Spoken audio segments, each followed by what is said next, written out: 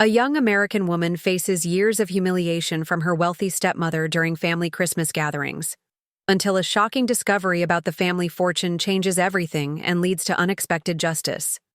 My name is Madison Parker, and I'll never forget the Christmas that changed everything.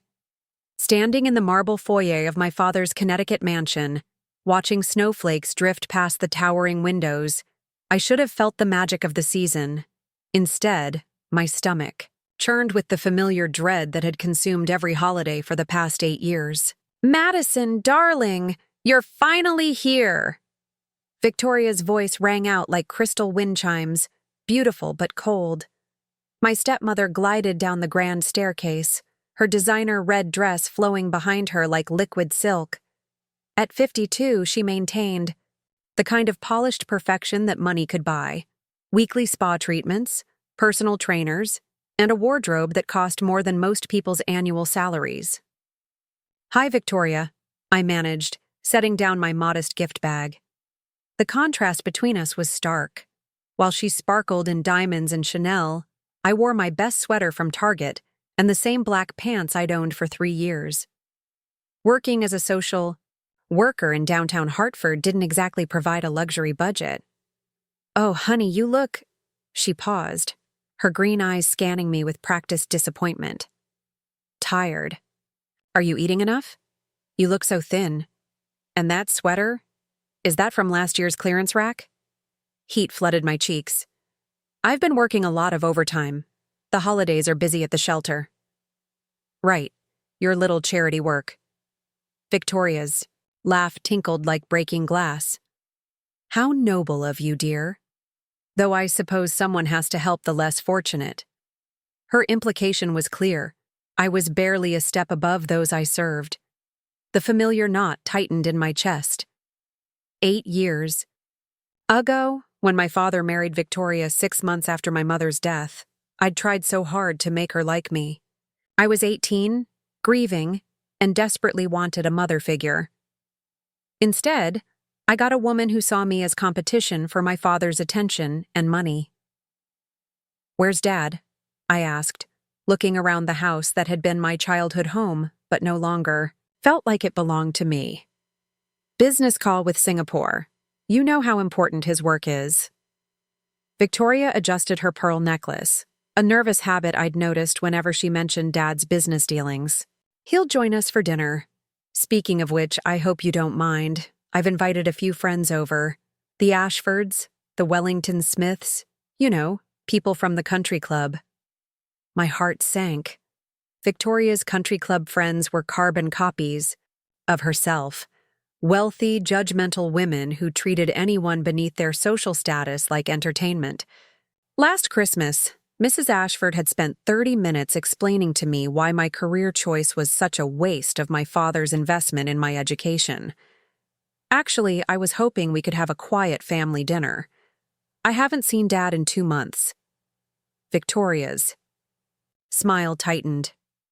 "Oh, sweetheart, you can't expect us to change our plans because you've decided to grace us with your presence.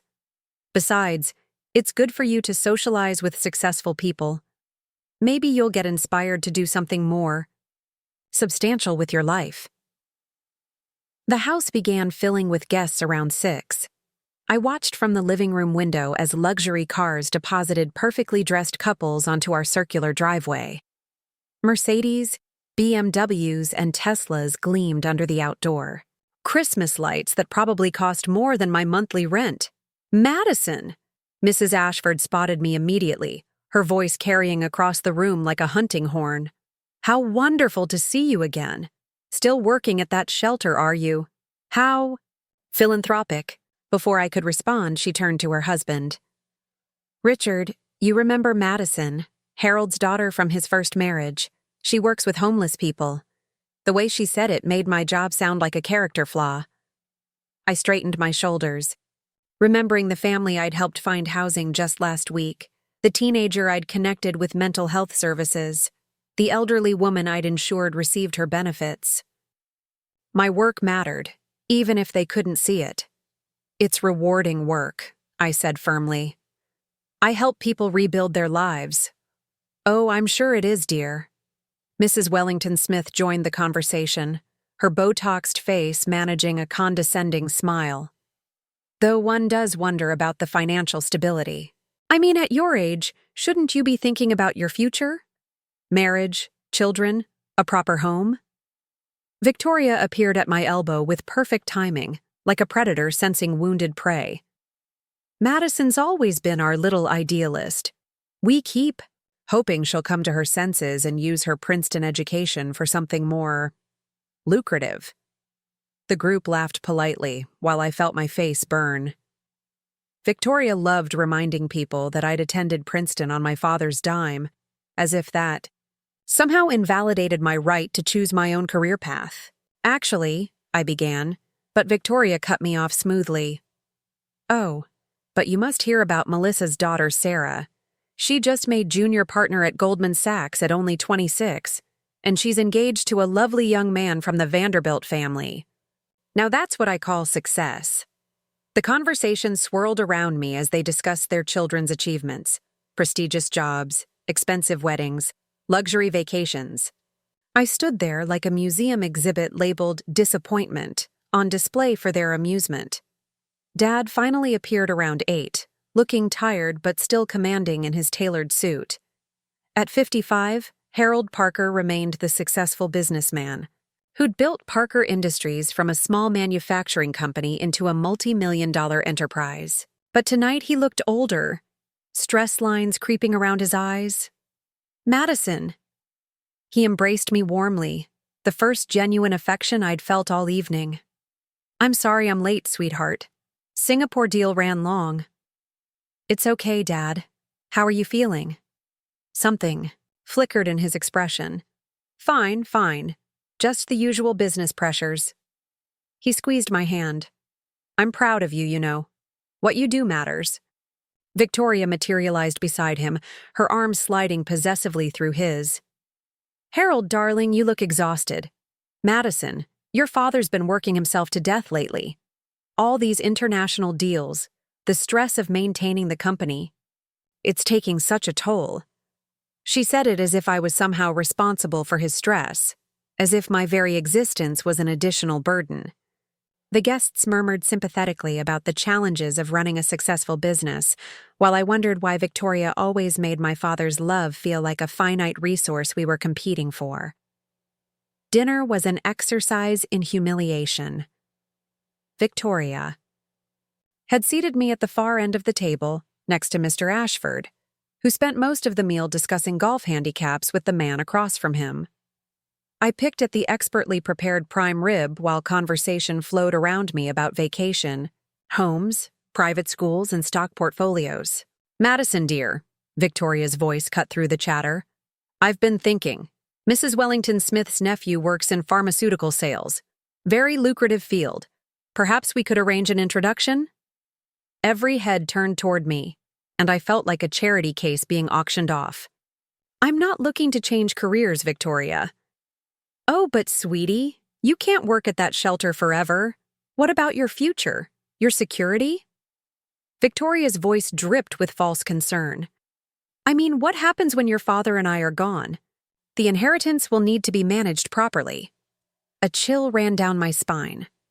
Something in her tone, the way she emphasized, your father and I, made me look up sharply.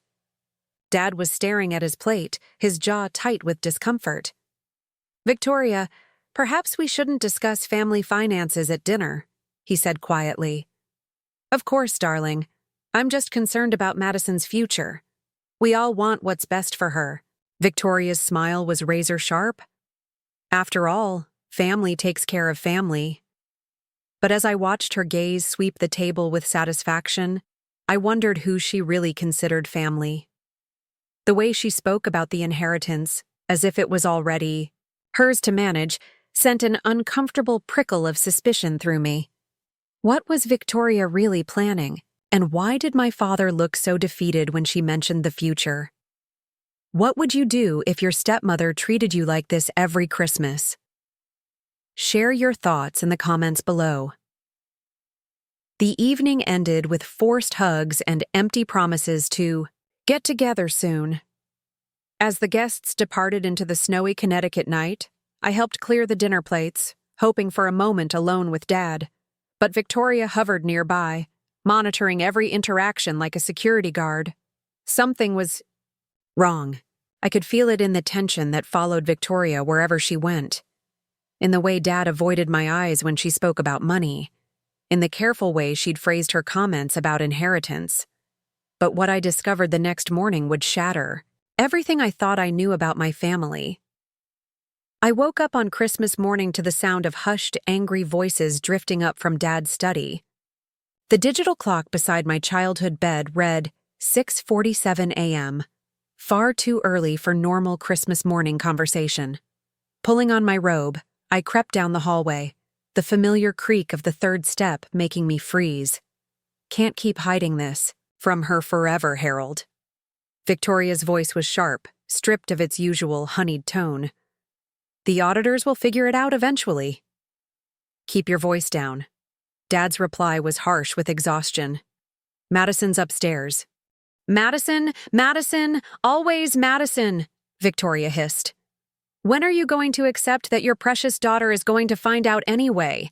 The company is hemorrhaging money, Harold. We're 6 months away from bankruptcy, maybe less. My blood turned to ice. Bankruptcy? Dad's company had always been successful, profitable. This had to be some kind of mistake. The Singapore deal will come through, Dad said, but even I could hear the desperation in his voice. Thompson Industries is solid, they just need more time to finalize the paperwork. Victoria's laugh was bitter. You've been saying that for 8 months. Face reality. Thompson Industries isn't going to save us. The only thing keeping us afloat right now is my trust fund, and that's almost depleted. I pressed myself against the wall, my heart pounding so loudly I was sure they'd hear it. Victoria's trust fund. I'd never known she had independent wealth. If you hadn't insisted on maintaining this lifestyle while the company was failing, Dad began. Don't you dare blame me for this. Victoria's voice rose dangerously. I married you when your business was thriving. You're the one who made the bad investments, who trusted the wrong partners. My money has been keeping your daughter in her college-educated bubble while everything falls apart. Madison doesn't know anything about the financial situation. She chose her career independently. Oh, please, Harold.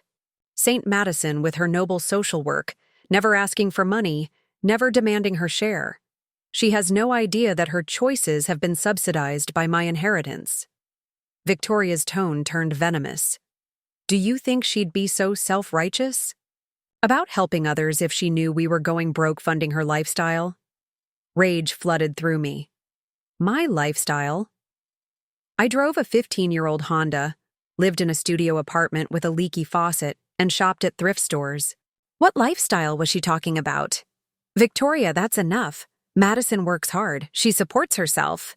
Does she? Really? Who paid her college tuition? Who covers her health insurance through your company plan? Who gives her those small Christmas checks that are actually several $1,000s? She's been living off our charity for years while playing the martyr. My legs felt weak. The Christmas checks Dad gave me. I'd thought they were modest gifts from his pocket money. A few $100s to help with rent or groceries. Several thousand. How was that possible? Those aren't charity, Dad said quietly. She's my daughter. I want to help her. With what money, Harold? We've been borrowing against the house for 6 months. The only reason we're not homeless is because I convinced my brother to extend the loan on my trust fund. But that runs out in January. The study door suddenly creaked, and I realized I'd been leaning against it. Panic shot through me as I heard footsteps approaching. I sprinted back upstairs, my heart hammering, and dove into bed just as the door opened. Madison? Dad's voice was soft. You awake, sweetheart? I kept my breathing steady, pretending to sleep while my mind raced. Everything I'd thought about my family, about my independence, about my relationship with Victoria, it was all built on lies. 20 minutes later, I heard Dad's car pull out of the driveway. Victoria was alone downstairs. This was my chance. I found her in the kitchen, still in her silk pajamas, staring out the window with a cup of coffee. For the first time in 8 years, Victoria looked vulnerable. Her perfectly styled hair was mussed, her makeup-free face showing every one of her 52 years.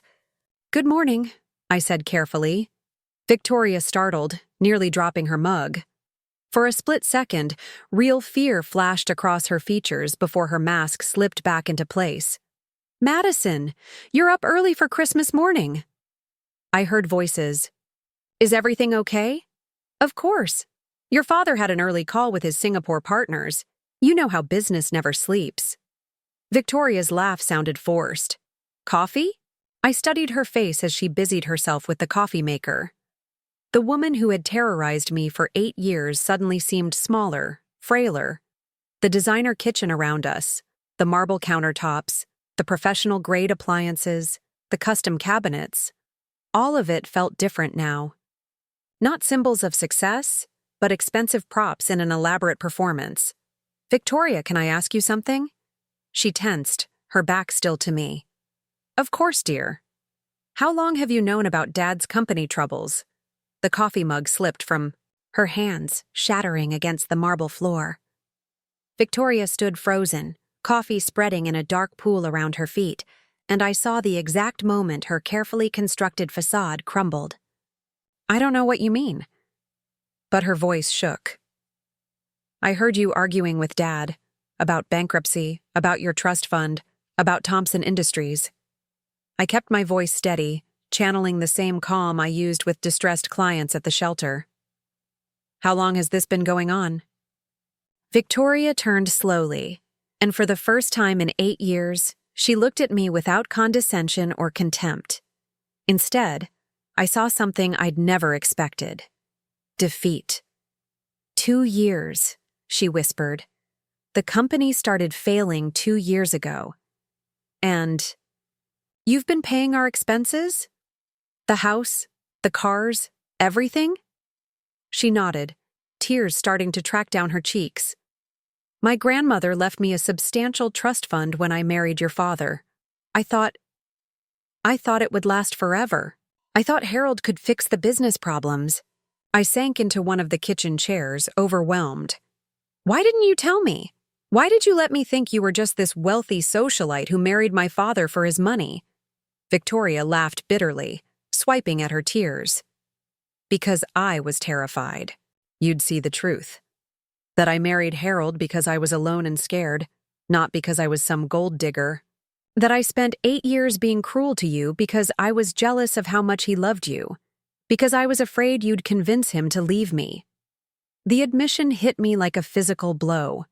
All those years of humiliation, of feeling like an outsider, in my own family, because Victoria was insecure? "You were jealous of me?" I couldn't hide my disbelief. "You had everything. Beauty, money, Dad's attention. I had your father's gratitude, not his love. And I watched him light up every time. You called, every time you visited. You were his daughter, his pride. I was just the woman who helped him through his grief." Victoria's voice broke completely. "I know I don't deserve your forgiveness. I know I've been horrible to you. But I was so scared of losing the only family I had left." For 8 years, I'd seen Victoria as my enemy. Now, sitting in our ruined kitchen, surrounded by broken coffee cup pieces, I saw her for what she really was. A frightened woman who'd made terrible choices out of desperation and insecurity. But there were still questions that needed answers. "Victoria, what happens now? If Dad's company fails, if your trust fund runs out, what happens to us?" She looked out the window at the snow-covered grounds that might not be ours much longer. "I don't know, Madison. I honestly don't know. That's..." When my phone rang, the caller ID made my blood freeze. Westfield and Associates, estate planning. Why would Dad's lawyer be calling me on Christmas morning? Have you ever discovered that everything you thought you knew about your family was wrong? Tell me in the comments how you'd handle this situation. Madison Parker? This is Jennifer Westfield. I'm sorry to call on Christmas, but I need to speak with you urgently about your father's estate planning. Can you meet me at my office this afternoon? Victoria went white as she heard the lawyer's voice through my phone.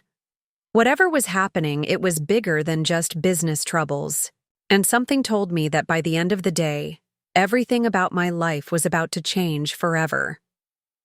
The Christmas that started with humiliation was about to become the day that revealed the truth about my family's greatest secret: the law. Offices of Westfield and Associates sat on the top floor of a glass tower in downtown Hartford, offering a panoramic view of the Connecticut River Valley. On Christmas afternoon, the building felt eerily empty, our footsteps echoing through marble hallways as Victoria and I followed the security guard to Jennifer Westfield's office. Dad had returned home just as we were leaving, his face pale and drawn when I told him about the lawyer's call. I should come with you, he'd insisted, but Jennifer had been specific. She needed to speak with me alone. Victoria had demanded to come, and frankly, after this morning's revelations, I wanted her there. Jennifer Westfield was a woman in her 60s with silver hair and sharp eyes that seemed to see everything. She gestured for us to sit in the leather chairs facing her massive desk, then opened a thick manila folder. Madison, I'm going to be direct because time is critical. Your father asked me to call you today because he's been diagnosed with stage 4 pancreatic cancer. The words hit me like a physical blow. Victoria gasped, her hand flying to her throat. What? When? Harold never said. He found out 3 weeks ago. The doctors give him 6 months, maybe less. Jennifer's voice was gentle but firm. He's been trying to handle his affairs quickly, which is why I need to discuss your grandfather's will with you. My grandfather? He died when I was 12, and his will had long been settled. I don't understand. Grandpa Robert left everything to Dad years ago. Jennifer shook her head. Not everything, Madison. Your grandfather created a very specific trust that was to be activated only under certain circumstances. Those circumstances now apply. She pulled out a document thick with legal language and official seals. Robert Parker established the Madison Trust in 1995, shortly after you were born. It was designed to protect his wealth from potential business failures or unsuitable marriages. Victoria flinched at the phrase, but Jennifer continued without pausing. The trust contains the original Parker Industries assets that your grandfather retained when he passed operational control to your father, plus investments that have been growing for 28 years. The current value is approximately $47 million. The room spun around me. $47 million? That's impossible. Dad would have told me. Your father wasn't supposed to know either, Jennifer explained. Robert was very concerned about how wealth might affect family dynamics. The trust was designed to remain secret until you turned 30 or until your father faced terminal illness. Whichever came first. I felt like I was drowning. So, Dad's been struggling to save a failing business while sitting on a $47 million trust fund? Not quite. Your father couldn't access the trust. Only you can. And there are conditions. Jennifer's expression grew more serious. The trust activates only if you meet specific criteria that your grandfather established. Victoria leaned forward, her voice sharp with desperation. What criteria? Jennifer looked directly at me. You must be financially independent, meaning you've supported yourself for at least 5 years without substantial family assistance. You must demonstrate strong moral character through community service or charitable work. And you must be unmarried with no dependents, so the money can't be claimed by a spouse or divided in a divorce. My mind reeled. Financially independent, I'd been supporting myself since college. Community service, my work at the shelter definitely qualified. Unmarried with no dependents? Check. Without meaning to, I'd been fulfilling my grandfather's requirements for years. Madison meets all those criteria, Victoria whispered, and I could see her doing the math. $47 million would solve every financial problem our family faced. There's more. Jennifer continued. If Madison claims the trust, she has the option to use the funds to purchase Parker Industries from the creditors and restructure the company. Your grandfather anticipated that his son might face business difficulties and wanted to ensure the family legacy could be preserved. Dad's company could be saved. The house, the lifestyle, everything Victoria was terrified of losing. It could all be preserved. But there was something in Jennifer's tone that suggested complications. What aren't you telling us? I asked. Jennifer exchanged a meaningful look with someone behind us. I turned to see Dad standing in the doorway, looking 10 years older than he had this morning. Hello, sweetheart. I asked Jennifer to call me when you arrived. Dad's voice was rough with emotion. There's one more condition to the trust that she hasn't mentioned yet. Harold, you shouldn't be here, Victoria protested. The stress of lying to my daughter for 3 weeks about being terminal? Dad's laugh was bitter as he took the chair beside mine. I think that ship has sailed, Victoria. Jennifer cleared her throat.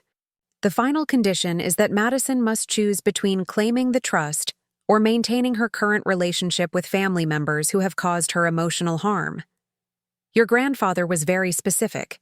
The money comes with complete independence, including the option to cut ties with family members who have been detrimental to your well-being. The implication hit me like a slap. Grandpa Robert had witnessed Victoria's treatment of me during the early years of her marriage to Dad.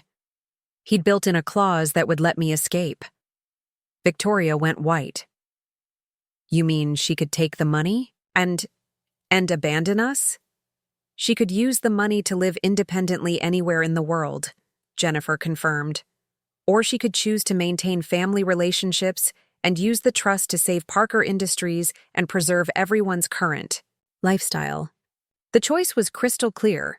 I could take $47 million and disappear, leaving Victoria and Dad to face the consequences of their financial mistakes. Or I could save everyone while continuing to endure the family dynamics that had made my life miserable for 8 years. Dad reached for my hand. Madison, I need you to know something. I never meant for any of this to happen. The business failures, the secrets, letting Victoria treat you badly because I was too cowardly to stand up to her. I've been a terrible father. Harold, don't, Victoria began. No, Victoria. She needs to hear this. Dad's voice was stronger now. I was so lost after your mother died, Madison. I married Victoria too quickly, trying to fill a void that couldn't be filled. And when she started treating you poorly, I told myself it was just an adjustment period, that things would get better. Tears streamed down his face. But they didn't get better. I watched my wife humiliate my daughter for 8 years because I was afraid of being alone again. I was weak and selfish, and I failed you completely. Victoria was sobbing now, her perfect composure completely shattered. Madison, I know I don't deserve forgiveness. I know I've been horrible to you. But please, don't let my mistakes destroy Harold's last months. He's dying, and this business was his father's legacy. I looked between them, my terminally ill father who'd failed to protect me, and my stepmother who'd tormented me out of her own insecurities and fears. 8 years of humiliation, of feeling like an outsider in my own family, of being treated like a charity case and a disappointment. The power to walk away was finally mine. $47 million and complete freedom from all of this dysfunction. But, as I sat there, I realized something that surprised me. I wasn't the same person who'd walked into this house yesterday feeling small and ashamed.